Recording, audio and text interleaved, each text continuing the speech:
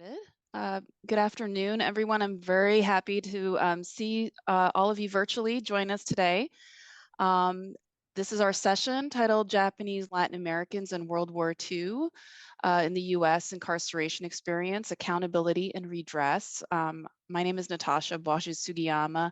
I'm a professor here at UWM, and I'm the director of the UWM Center for Latin American and Caribbean Studies. I'm really thrilled to be moderating today's panel conversation and introduce you to our distinguished panelists. Before I do so, let me just do a little bit of logistics. As we are meeting virtually, most of us will be speaking in English, but there is Spanish language simultaneous interpretation available. So if you'd like to listen in Spanish, please look in the chat for instructions, okay, on how to access the channel for Spanish. Also, we are going to be recording this session so that those who can't attend this afternoon can still have access to the wonderful insights that our presenters will provide with us. I want to thank our presenters first and foremost for joining us. I'd also like to thank Julie Klein for her work bringing together this panel, as well as our interpreters, Carola and Ernest. We're gathered virtually in this space, but those of us who are on the panel are coming in from different parts of the United States. And so we will be placing our respective land acknowledgements in the chat. So please do look at those. And I'd also like to acknowledge that today's session is made possible by a grant from the Department of Education. CLACS has Title VI National Resource Center funding, and we are most thankful for that support as well. And finally, the audience, because this isn't anything without you. So let me say a little something about our session and what brings us together here. In the last year or so, CLACS organized a series of panels that sought to uncover the experiences of Japanese Latin Americans during World War II. And that conversation that we had last year focused on experiences in Mexico, in Peru, and Brazil. And it really revealed some of the unknown histories. And it really sparked quite a bit of interest among our panelists and our audience in particular. There was quite a bit of curiosity there.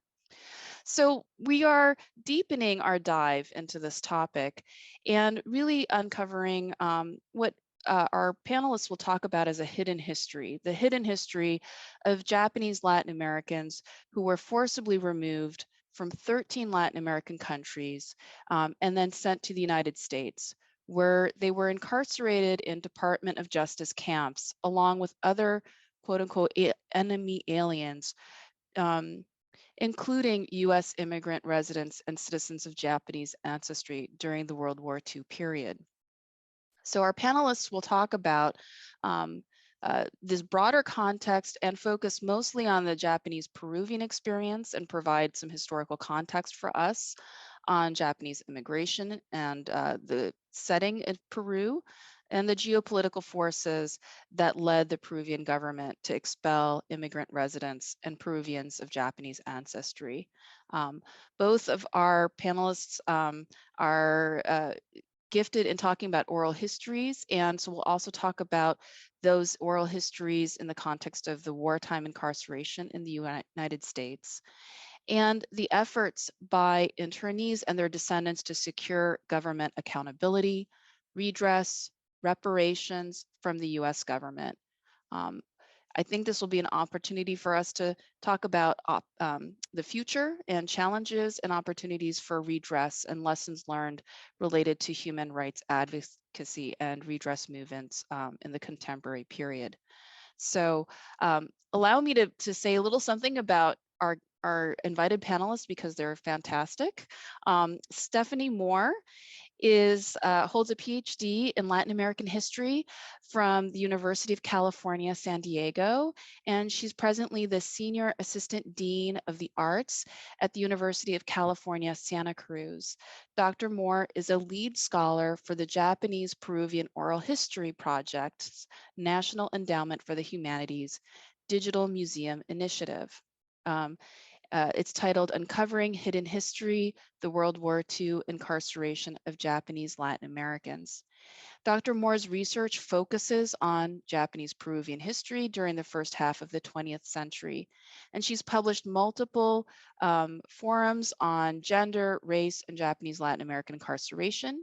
And most recently, she edited a volume titled Reshaping Women's History, Voices of Non-Traditional Women Historians in 2018 from the University of Illinois Press. So I'm pleased to have Dr. Moore with us. We're also joined by Grace Shimizu. Grace Shimizu is the daughter of Japanese immigrant residents of Peru who survived the US Latin American Extraordinary Rendition Program during World War II. She's a leading advocate for the documentation and preservation of this history of kidnapping, internment, hostage exchange, and post-war deportation, as well as for the US accountability and reparations for such war crimes and crimes against humanity. Ms. Shimizu serves as director of the Japanese Peruvian Oral History Project, director of the Campaign for Justice, Redress Now for Japanese Latin Americans, and project manager for the updated online and traveling exhibit, The Enemy Alien Files, Hidden Stories of World War II. She holds a bachelor's degree in American Studies from Occidental College and a law degree from Hastings College of Law in San Francisco. I'll serve as the moderator or MC for today. The way we've structured our session is that we'll have Stephanie talk first and provide us with some context for what was taking place in the lead up to the events that we'll learn a little bit more of today, and then we'll also see a little film. I'll ask Grace to also offer her insights, and do keep and hold your questions because we will have, I hope, I think, an interesting conversation towards the end of our session. So with that, let me turn it over to Dr. Moore, who's going to provide this context for us on the Japanese immigration to Latin America, as well as the US kidnapping, deportation, and incarceration of Japanese Latin Americans. So I'll turn it over to you. Thank you, Natasha, and to the team at the Center for Latin American and Caribbean Studies, as well as to the interpreters, and of course, to all of you for being here to allow us to share with you information on this important topic. And as mentioned, our the UC Santa Cruz land acknowledgement is in the chat, and I am joining you from the UC Santa Cruz, located on the unceded territory of the Awaswas speaking Yupi tribe. So I'm going to begin talking about Japanese immigration to Latin America, just to give you an initial overview of that. So Japanese immigration to Latin America began in the 1890s, and it came as a result of Mexican, in its early days, Mexican and Peruvian mining and agricultural interests who began contracting Japanese laborers. In Peru, it was sugar and cotton plantation owners who were on a hunt for laborers. And the shortages in this arena were due to the cessation of the infamous Chinese forced labor trade, which was ended in 1874. And China. Y antes de eso, dado que estamos aquí hablando en un foro latinoamericano, followed that came 2 decades after slavery was abolished in Peru, and kept the agricultural sector afloat. On the other side of the Pacific, for its part, the Japanese government promoted immigration during this era in order to release the stress of surplus labor on its economy. This was produced during this period by the Japanese government. They had during the Taisho era, had a rapid economic modernization program. And it's worth mentioning as well that the economic distress was particularly acute for Okinawans, and Okinawa had been colonized by Japan in 1879.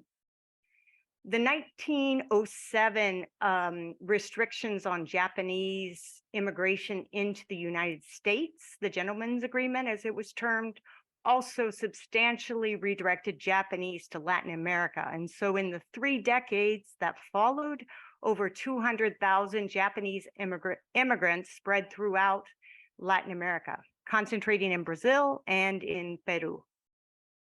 And so I would also say, while men dominated the immigrant flows early on, Japanese women began to immigrate in increasing numbers following World War I, joining families and spouses. And by 1940 in Peru, they represented 1/3 of the Japanese Peruvian community. And so while many Japanese and Okinawans began their lives in Peru as contract laborers on plantations, they soon migrated to cities and towns, in large part to launch small family businesses. And through the 70 oral histories collected by the Japanese Peruvian Oral History Project, Japanese Peruvians have described their experiences, finding their strength as immigrants in their Okinawan as well as Japanese community support organizations. At the same time, however, they also engaged actively with multiple sectors of society in Peru. And our oral histories that we've collected, Japanese Peruvians recount their early experience on the haciendas, sharing meals and cultural traditions with mestizo and indigenous hacienda workers, or their warm relationships with a range of community members who either shopped at their stores or worked in their stores. And for the Japanese descent children born in Peru, many oral histories recount fond memories of after-school play with a diverse group of their peers on the streets of working-class Lima. And I emphasize this because this part of the Japanese Peruvian story is important to remember as I now turn to the factors, both national and geopolitical, that led to the United States deportation incarceration program during World War II, as well as the Peruvian government's collaboration with that program. Undeniably, racism was a primary factor that led to this unconscionable violation of human rights of Japanese Latin Americans. Anti-Asian racism was part and parcel of Latin America's racial politics and exclusionary nation-making, which also marginalized indigenous, Black, and working class mestizos, mixed race peoples. However, anti-Asian racism in Latin America was also very much a part of hemispheric racial ideologies that influenced popular culture as well as national and foreign policy in Latin America. Originating in the United States beginning in the latter part of the 19th century, yellow peril and eugenic ideologies rooted in notions of white supremacy cast Asians as biological, economic, moral, and political threats. These ideologies flourished in Latin America during the same period and were supported by leading scientific and medical professionals. In Peru, they increasingly targeted Japanese descent Peruvians as their numbers increased during the interwar period, Japanese over Chinese, for instance. Eugenicists like Peru's Carlos Enrique Paz Soldan focused on Japanese Peruvian women's reproduction, accusing them of being instruments of the Japanese government's imperialism, who would subsume Peru via the womb. And that's a quote. In this way, the stage was set when the worldwide depression of the 1930s unleashed xenophobic nationalism that swept across Latin America. Multiple Latin American governments, including Peru and Brazil, capitalized on this nationalist fervor and passed legislation that restricted the rights of Japanese immigrants as well as the descendants who were citizens of these Latin American countries as well. The Peruvian press launched virulent attacks against Japanese Peruvians, scapegoating them as the cause of Peruvians' economic woes. And this sparked a devastating riot centered in Lima against Japanese Peruvian businesses that were looted and attacked in 1940. I will now turn to the politics of the U.S. deportation incarceration program.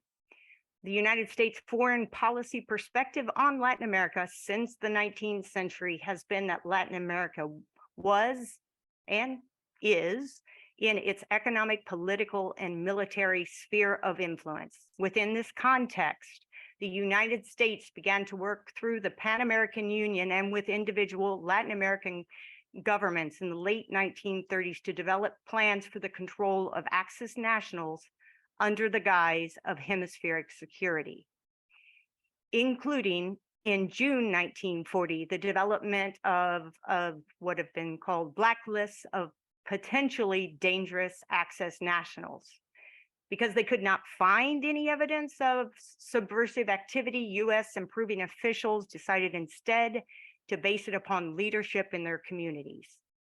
In Peru, the press beat a drum justifying these policies, writing that the Japanese race was inherently dangerous and, again, I quote, genetically programmed to strike on the order of the Japanese emperor.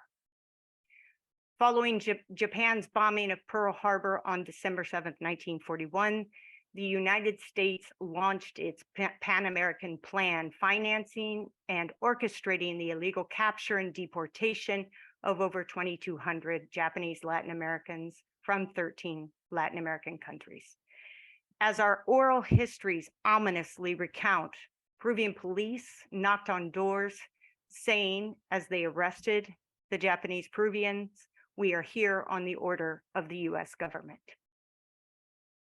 Approximately 1,800 Peruvian men, women, and children of Japanese descent, citizens and residents alike, were deported against their will under guard of the US military to Department of Justice camps in the US. In all, the United States incarcerated 6,000 Japanese, German, Jewish, and Italian Latin Americans.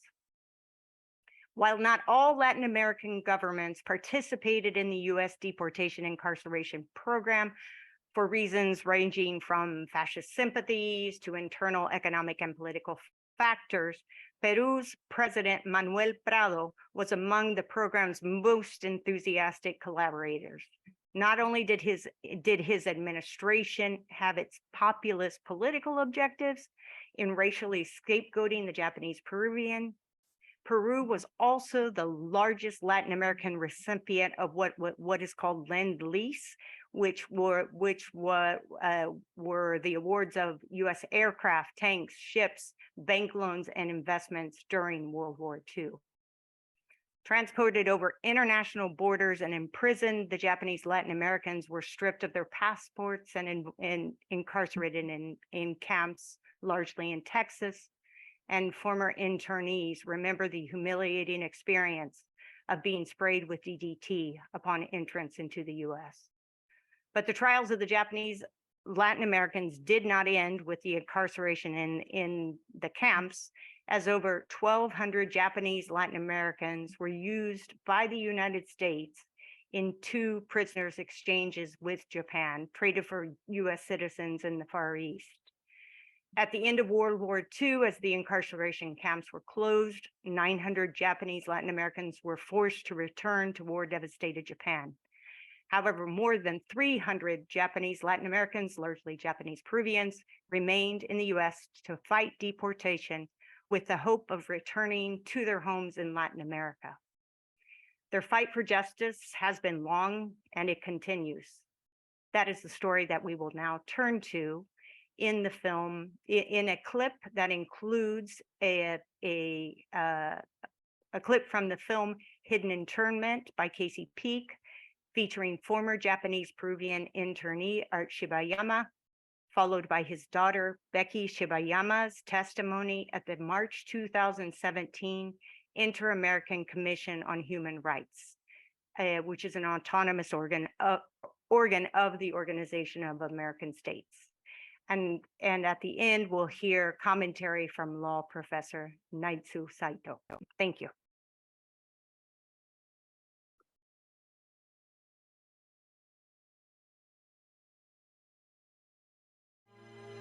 Art Shibayama was just 13 years old and living comfortably in Peru when he was forced out of the only home he had ever known.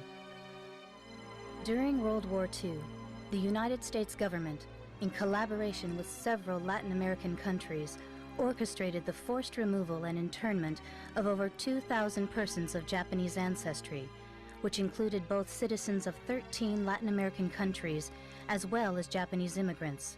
Like young Art Shibayama, the vast majority were Japanese Peruvians. Shortly after the Japanese military attack on Pearl Harbor, community leaders were scapegoated and rounded up for detention throughout the Americas. In Peru, a blacklist had been generated. While not based on any real or credible evidence of Japanese subversive activity, the blacklist targeted businessmen, community leaders, and educators. In collaboration with Peruvian officials, the U.S. used the blacklist as the basis for rounding up hostages. These hostages were then to be traded for Americans held by Japan.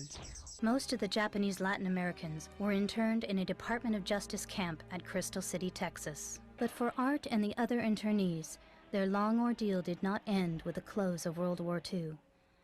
The remaining Japanese Latin Americans were told that they were illegal aliens and would be deported.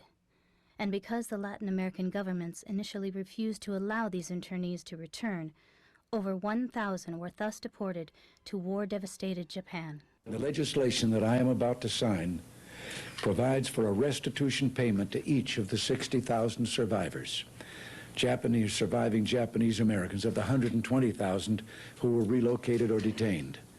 Yet no payment can make up for those lost years. So what is most important in this bill has less to do with property than with honor. For here we admit a wrong. Here we reaffirm our commitment as a nation to equal justice under the law. However, Art was denied justice. Under this law, Japanese Latin Americans were deemed ineligible for redress as they were not U.S. citizens or residents at the time of internment. In an effort to call attention to their hidden history and to support efforts for redress, the Campaign for Justice was formed. In response to public pressure, the Department of Justice offered a settlement of only $5,000 each, just 1/4 of the $20,000 redress provided to the Japanese Americans. While supporting the decision of those who accepted the settlement, Art Shibayama, along with several others, chose to opt out of the settlement. He then filed his own lawsuit, preferring to fight for both redress and a full disclosure of the violations committed by the United States during World War II. Despite his efforts, Art was once again denied justice. His case was dismissed in the final months of 2002.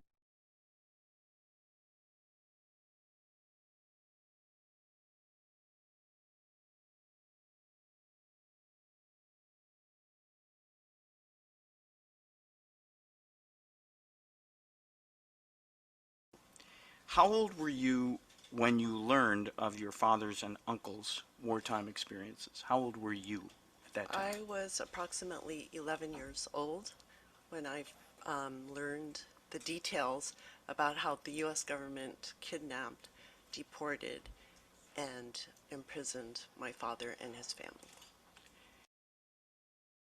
What did you witness as far as the impact of these experiences on you and your family members? Myself, I actually, perhaps for the first time in my life, I felt fearful for my own safety. It was actually a personal violation and vulnerability that I had not felt before. And my brother and I were confronted with the harsh reality of racial oppression, and we felt defenseless. But more shocking for me was when I later realized that this feeling or this theme of insecurity ran through my entire family's persona. Suddenly the words "with liberty and justice for all" that I recited in grade school every morning rang hollow. I wondered how my government could take my family's basic freedoms and human rights away. My father and his family had done nothing wrong. Their only supposed crime was that they were of Japanese descent, and the US government had a needed excuse to take them as hostages to be used in exchange for Americans being held in Japan. Quite honestly, I cannot say that our family has handled the trauma of these wartime experiences very well. There's still a veil of denial, and it still haunts us and still makes us feel angry and frustrated whenever we think of the injustices that our family had to face.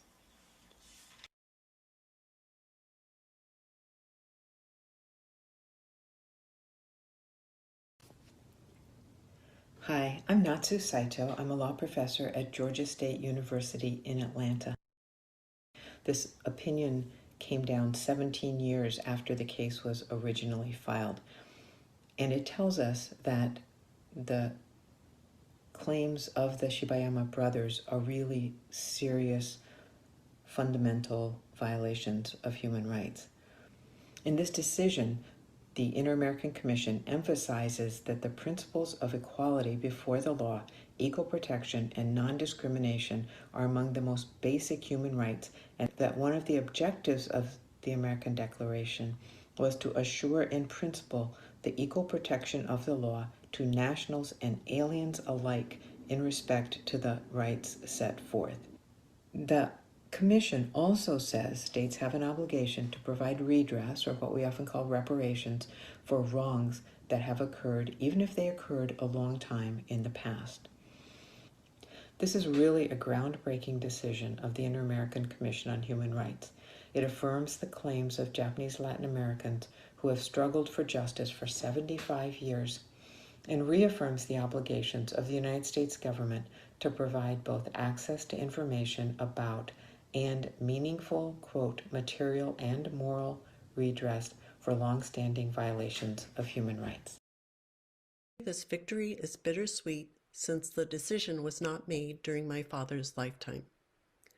Needless to say, it is extremely aggravating and disappointing that the U.S. government still has not acknowledged nor provided proper reparations for the war crimes committed against our family and over 2,200 Japanese Latin Americans. We would also like to acknowledge the thousands of men, women, and children of German, Italian, Jewish, and Japanese ancestry from Latin America and the U.S., including U.S. citizens who are imprisoned and used in the hostage exchanges. Until there is proper redress and justice, these crimes against humanity are ongoing.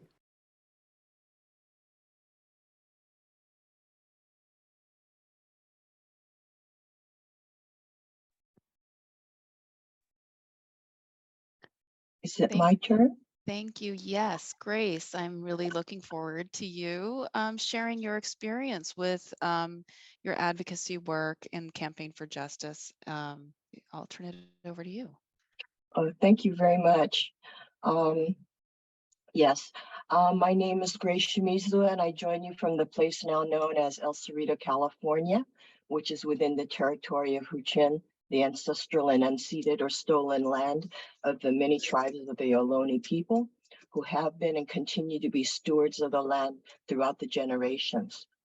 I'm a Japanese American whose family members on both of my parents' sides were incarcerated in 4 of the 10 U.S. concentration camps run by the War Relocation Authority, which imprisoned more than 110,000 U.S. citizens and immigrant residents of Japanese ancestry during World War II.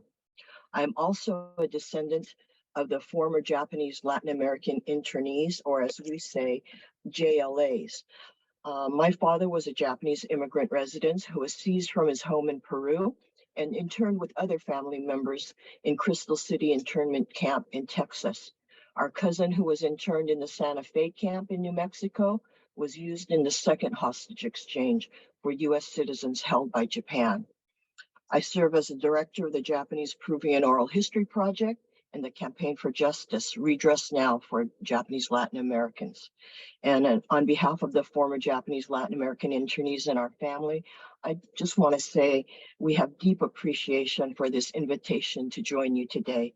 What our JLA families endured continues to be a little known story, and we appreciate this opportunity to make more visible the significance and relevance of our struggle for historical truth, justice, democracy in action, to right the wrongs of the past and to build a better future for us all. We are a part of history of the past and history in the making. Our families have been engaged in a struggle for justice, which began 80 years ago in the US concentration camps of World War II and is ongoing to today. We've persevered through 5 lawsuits as well as 2 pieces of failed legislation. We could not find proper redress in the courts, the halls of Congress, nor the White House. So we turned to the international community. And in 2019, en el Congreso, y por lo tanto en el 2019 breaking Shibayama case decision, affirming that the US government owes reparations to the JLAs. This decision is significant not only for our families, but for all other human rights cases fighting for government accountability. But the US government has not moved to comply with the Commission's decision and continues to defy with impunity. In 2022, US President Biden acknowledged the JLA incarceration and exclusion from redress under the Civil Liberties Act of 1988 as part of his Day of Remembrance proclamation. This hopeful sign, however, was later diminished upon learning that the Biden administration has punted responsibility to the US Congress to resolve the issue of JLA reparations. Still no motion from the US government, as we and the rest of the world are witnessing the escalating turmoil in our nation, affecting all 3 branches of government and our society as a whole. The struggle for JLA justice is now in the larger context of the existential threat to our nation's democracy. We are all experiencing the ascendancy of authoritarian movements in the US and many places around the world, emboldened racism, never-ending war, and the manufacturing of so-called enemies, and the failure of political leadership. Our JLA struggle for government accountability and reparations is part of the larger social justice struggles in the US and internationally against racism and white supremacy, anti-immigrant and nativist persecution, misogyny and gender violence, and against authoritarianism and fascism. And our JLA struggle is also part of the forward motion to envision and build towards a better life and world with truth, genuine security, peace, justice, and democracy for our families and communities. Today, I'd like to speak briefly to 3 points: the significance of expanding the historical narrative about World War II incarceration in the US, importance of building solidarity, and defending our right to government accountability and reparations, and how you can help. JLAs continue to build on the educational and organizing work of decades.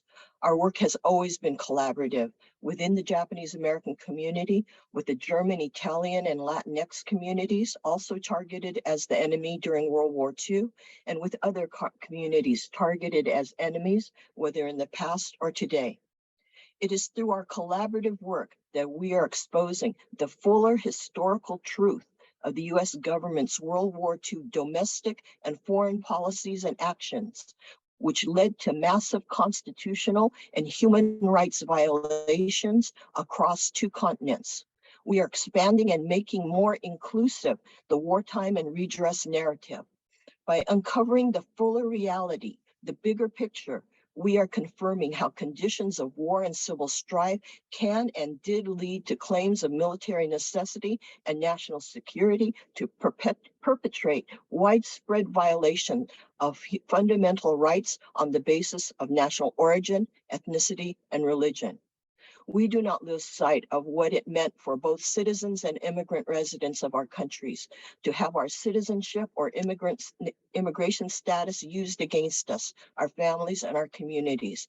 And we are reaffirming the particularity of this also being a racist attack, intersecting with xenophobia and nativism against persons of Japanese ancestry, regardless of citizenship and residency. Expanding that narrative is imperative if we want a fuller, inclusive historical truth from which we can identify lessons to help us overcome the challenges we face today. It is no longer tenable for the public to believe that the injustice of World War II incarceration was in essence because US citizens of Japanese ancestry were targeted. This is an important aspect of the history, but only part of the historical reality. So between 1941 and 48, there were about 150,000 men, women, and children of Japanese, German, Italian, and Jewish ancestry imprisoned in the United States. And these are folks that were US citizens and immigrant residents of the United States, as well as those that were renditioned from Latin America. And they were put into a system of camps that is much broader than just the 10 War Relocation Authority camps. There were over 70 camps and detention stations run by the WRA, the Department of Justice, and the Army. And the scope of the violations is not just incarceration, but extends to also extraordinary rendition, hostage exchange, and post-war deportations.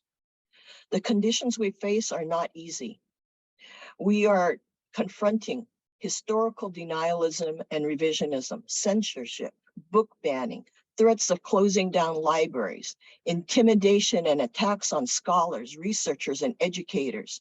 And it's through our networking, our collaborative work, our solidarity that we resist and provide support. Through our collaborative work, we are sharing, learning together, and developing understanding, respect, trust, support, and solidarity. And together we are building the personal and inter-community ties and relations to prevent recurrence of these crimes against humanity and to envision and chart the way forward for a better society and world. Is my time up? Yes, I can stop here. Let me suggest we pause, and that way I can ask a couple of questions. Well, I'm sure we'll come back to you, Grace. Okay. Is that okay? Sure. All right. Well, let me turn to Stephanie for a minute, because both of you have talked about oral history, and we might have some students, historians, budding historians in the audience, and I think it'd be really helpful if you could explain why oral history is so important to this topic and what you've been doing.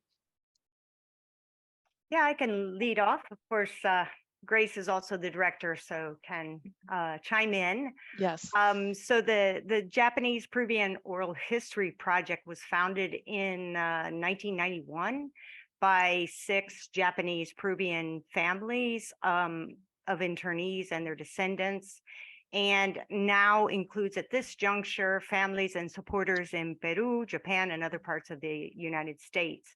And the objective of the Japanese Peruvians was and is to preserve their stories, not only as a legacy for families and communities, but also, as Grace has just talked about, to also very explicitly draw upon these oral histories as a way to ensure that violations, or to try to ensure that violations of human rights that they experience it would not be repeated by any government. And as Grace has just explained, we're looking at this in a broad framework, not simply those, I shouldn't say simply, not only those who have been who are at risk of being targeted and reparations. But I will say that the oral histories have been primary in building these different cases that Grace has spoken about, building the cases, and certainly the first lawsuit that was filed, Mochizuki versus the United States, filed against the U.S. government, that lawsuit for the exclusion from the Civil Liberties Act, that relied heavily on the oral histories. But really, I think a couple points are very important, and that is that oral histories give a community control over its own narrative. So it's empowering, it's building community, and so this really represents that foundation for accountability and reparations. And further, the oral histories have really been a part, they've been utilized by multiple scholars, and also as you led with, Natasha, we're working on a project to develop a digital museum, which will draw upon the oral histories as well. Part of really making sure that the crimes, that the war crimes that have been discussed are available to a broader audience, and really shaping, and they've already, and they will continue to shape the broader history of World War II in crucial ways. And as a historian, and my work is embedded in the Japanese Peruvian oral history project and is in tandem. And so I would also say that, as I alluded to in my comments, that the oral histories really allow the voice and the subjectivity of the Japanese Latin Americans to come through, that it is not a monolithic, that I think it's important, and that's what I tried to emphasize. Yes, all of these things did happen, but there also are there's this, what we call everyday history. And there were the experiences of the Japanese Peruvians and their interactions and their experience of their life in Peru that is just as important, a part of the historical narrative. So oral histories also allow that to rise to the fore. May I add something to that? Please do. Okay. Thank you, Stephanie. That was really good. I appreciate it so much. We who participate in these kind of interviews, the gathering of the oral histories, whether we're interviewees or the interviewer, and also even we who speak at public events like this, we're part of an oral tradition, the oral history, the legacy being passed on. We're sharing, but we're also investing in you, not just you to gain knowledge, but more importantly, to gain understanding and to join us in amplifying that understanding. Oral histories, the sharing and understanding of our experiences is not easy or comfortable. And it should not be an extractive process. It is in essence a relationship between people, between the past and the present. It is part of us all showing up, of putting ourselves in a position to learn, to recognize injustice, and to understand its impact, to give each other support as we move forward together towards a better future. Thank you. That's really well said. I have, a question that came up for us in our previous sessions, and there's a lot of interest to know what redress might look like or has looked like in the Peruvian context. And Stephanie, since I believe you've been doing more research on the ground in Peru, I don't know if you could speak a little bit to what redress looks like in that context.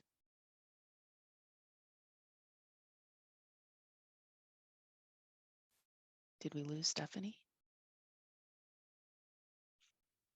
It looks like we have temporarily. Oh, no. Okay, well then I will have to table that question. And Grace, what lies ahead? What are the challenges that you are kind of envisioning in terms of your advocacy work? Yeah, in terms of challenges, we face a lot. you know, because it's an uphill battle, been an uphill battle since the concentration camps. Okay. So, but I think the main thing that's kind of up in my face directly now is that our people are dying. The JLAs who experienced the wartime experience, you know, they're dying. Many of them have passed away. And so, you know, it poses the question to those who remain, to the family members, to our supporters, what do we do? What does this mean when we're fighting for justice for people who are dying? And this is we don't see it as an accident. You know, the waiting out of the people so that they die limits accountability and liability, you know, and with them, that history has a better chance of being lost. You know, so what that poses for us is what is the legacy that we want to pass forward? You know, the internees grapple with this question, the descendants, the supporters. What's important to remember from the World War II period? You know, and like I was saying, it's not just the JLAs that are passing away, it's everyone, you know, that was involved in that time. What are we learning, especially given the current situation where there's so many parallels and reminders of the fight against fascism, you know, the horrific mass incarceration, you know, that took place during that time, the violence, you know, just and trying to understand what led up to it, what happened during the war and what happened after, so that today we glean the lessons so it doesn't happen today again. You know, and for us, the challenge is not only trying to figure out what is important to remember and how to preserve it and present it and interpret it, but also realizing that this dialogue, this kind of organizing, is happening across borders. You know, we are a transnational or an international movement for justice. You know, and that requires that we also understand not only the conditions of our own country, but of our people in other countries, you know, so that we can figure out how to work together in a global context as well as a national context.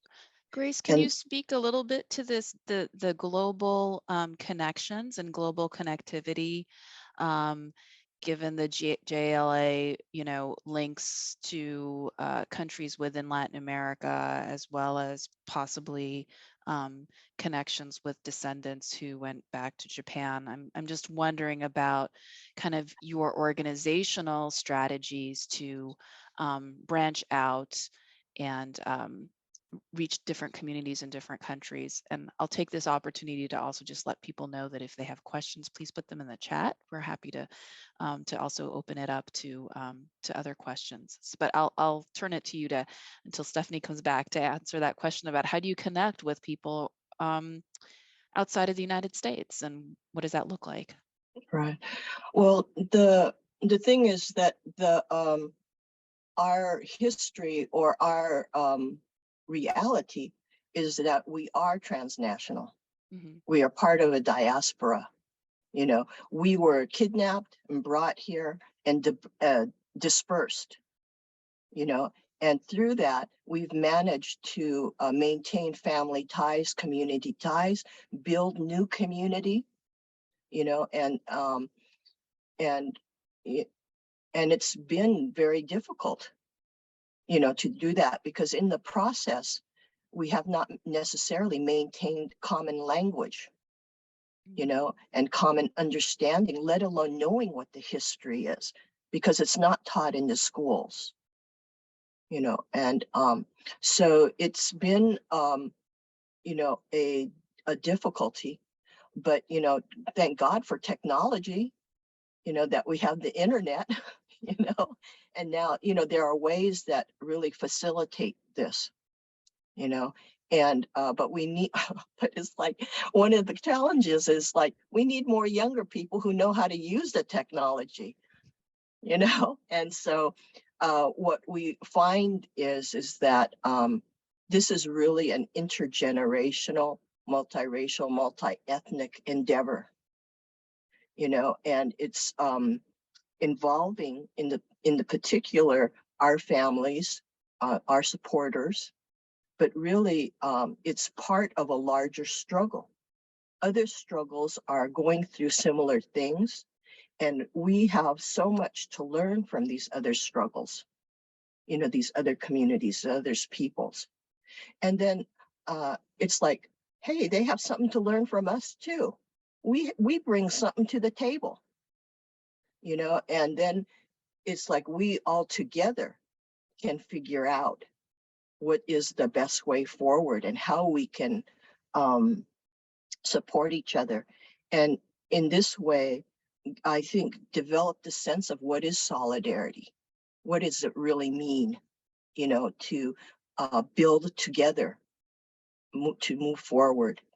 And then what does it mean, the idea of justice and the understanding that there's the indivisibility of justice. It's not like some people get justice now while other people don't, you know, when they were in the same camps as you know, and it's kind of trying to figure out, you know, what do those principles, those aspirations, what they mean in on the ground. And it's something we have to do. Yeah, I'm gonna, I'm not seeing any questions in the chat, so let me, Excuse me, Natasha. oh, thank you, Julie. A couple questions came in directly to me that I can share back. Please do. From Gerardo Licon, is the documentary Hidden Internment available online? And he also, yes. Oh.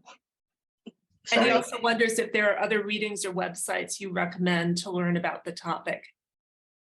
Oh, yes, yes, yes. Thank you for asking the question. Yes, you can go to our website, the Campaign for Justice website, and I think at some point a slide will come up with all that contact information. And in addition to that, there's a website that deals with the enemy alien story. So you'll be able to see the JLA story within the context of the government's enemy alien program, you know, involving the other nationalities as well. So yeah, go to our website and you can learn more. And feel free to contact us and ask questions. And here's that slide that Grace referenced, and I also put the links in the chat and can repost. And I'll put this back up, but I know there was another question and I'll go pull that from Roger. Could you just turn your mic on and ask your question, please? Oh, yeah, okay. Thank you. Let me, oh, in terms of the, yeah, in terms of the population diminishing from age, there's a project in the United States called the Veterans History Project, which was driven by the same kind of concern. Now, granted, it's very different, but they have built up a rather extensive collection of materials that are also attached to the folklore project. And so has the oral project tried to integrate with that, or made any contact with that oral history project as part of, I mean, that's much as part of US history, right? That might help get the word out. No, we haven't reached out to that particular project. And thank you for mentioning it. And if you could put that in the chat, then I can try and remember your suggestion. I think that one of the challenges we face is that we are a grassroots organization. We're small, you know, we don't have the big bucks that some of the nonprofits have, you know, and other institutions.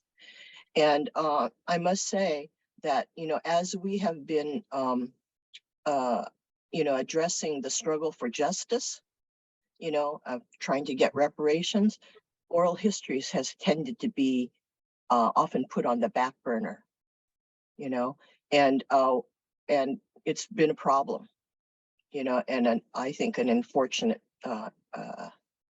error, you know, but yeah, it's like all this takes money, and we have limited resources and skills, limited skills, you know, to do all this kind of stuff. So that's why, you know, we appreciate this kind of you know, forum to share, you know, our history, but also, you know, to put out a call for action saying we need help, you know, so any help that you can refer to us and give us your advice is really welcome, you know, and for us, it's part of our building our networks, building our ties with people, you know, and so we welcome that. Grace, it sounds like you could use some young historian interns to help you out. Yeah, I'd love it. Let me ask another question related to the oral histories, and that's about language and access. I'm wondering how many of the oral histories are in Spanish, or if any of the oral histories have been translated into Spanish. As you know, as we were planning today's panel, we made a deliberate effort to become, you know, accessible to Spanish speakers, and hoping that folks in Latin America would be able to join us today. So I'm wondering if you could talk a little bit about the language access or the language barrier. Yeah. Yeah. Actually, you know, Stephanie would be good on this as well, because our interviews, you know, are in different languages, depending on where people are at, you know, and which language they're comfortable with. And so sometimes it's in a single language, whether it's English, Spanish, or Japanese, or sometimes it's a mixture of all three, you know, and so our job of trying to transcribe and translate is very, you know, weighty for us, you know, to do that in an appropriate way. Oh, Stephanie's back. Thank you. Stephanie, as you get back in, we're thrilled you're back. There have been some great posts that have been shared, different members of our audience who have family connections. Does anybody want to turn on their mic and introduce themselves and share personally? I want to give people that opportunity. That would be nice, because many of these have been coming to me directly, and it'd be nice to have the voices. Marianne, perhaps, and I'm here. My name is Mary Ann. Can you hear me? Yes. Yes. So yes, I wrote that my father was captured in Peru and brought up here. He's mentioned in several good books, which I think you're familiar with. Pawns in a Triangle of Hate by James Gardner, and Imprisoned in Paradise by Priscilla Weggers. He also struggled to get his GED, and his teacher encouraged him to write an autobiography. And I think the autobiography might be good as part of your history. That's wonderful. Yes. Yes. So let's talk more about how to share that. Yes. How can I send that to you? Let's see. Can you put your email and I can talk to you, or your email? I'll do that. Thank you. Thank you so much. Tammy, would you like to turn on your mic and possibly video? Hi, I'm Tommy. I'm here with my mother, Elsa Kudo, who is camera shy today, so I'm going to leave the video off. And I'm normally also microphone shy, but since you asked, I'm saying hello.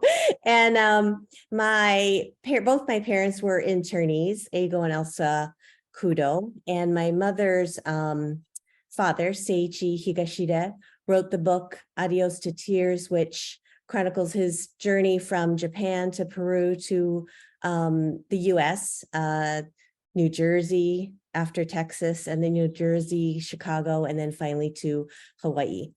And my grandfather, as well as both of my parents, were very active in trying to help gain redress for the Japanese Peruvians. And they all three testified at the 1981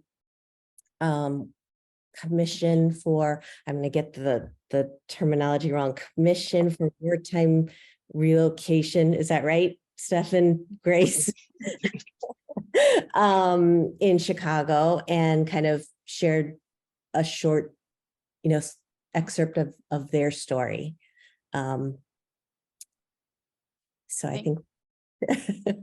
Thank you so much. I have to say to Elsa Kudo, thank you so much for participating in the Oral History Project. Though I have not met you personally, I've had the pleasure of listening to your oral history that's posted on the Densho Foundation website, and it's been a very wonderful resource for me as in a teaching moments. So thank you for making that investment of your time and self.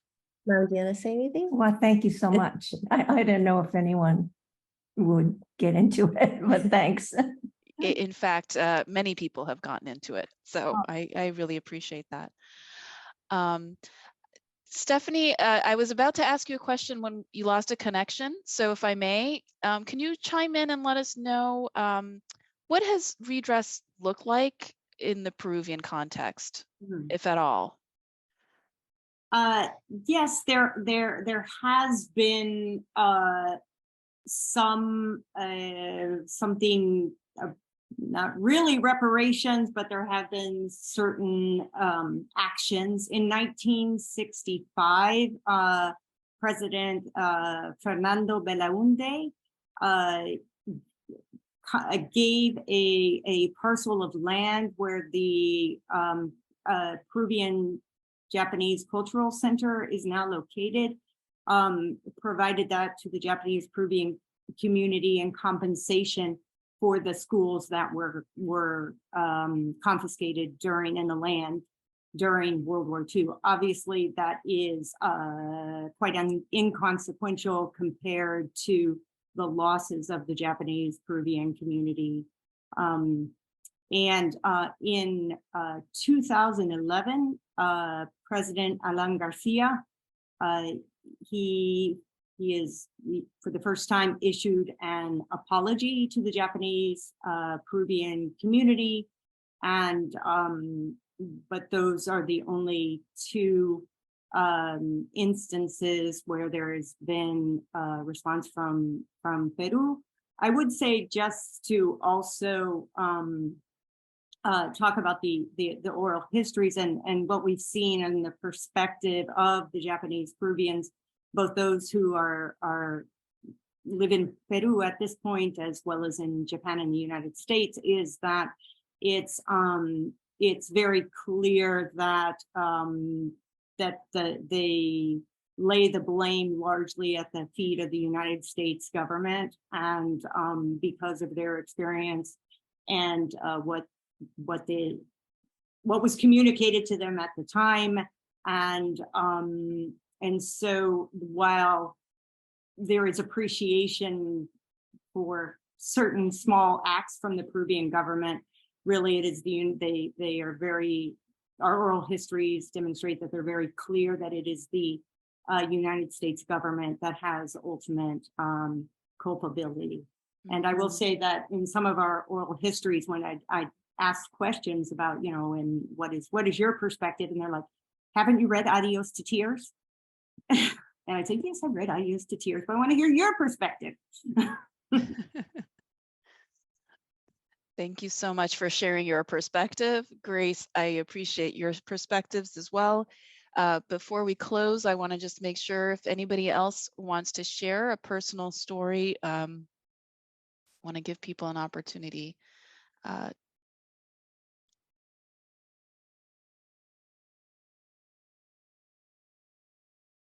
Okay. I want to thank everybody for joining us today. Special thanks go to our interpreters, Carola and Ernest, who've been working hard with us and making this an accessible program. Thank you very much. Thank you to Dr. Stephanie Moore. Thank you to Grace Shimizu. It's been a pleasure. I hope this has sparked even more curiosity and interest in reading more and digging into those oral histories and learning more about the advocacy work that is ongoing. Thank you so much for joining us. Have a good evening. Thank you.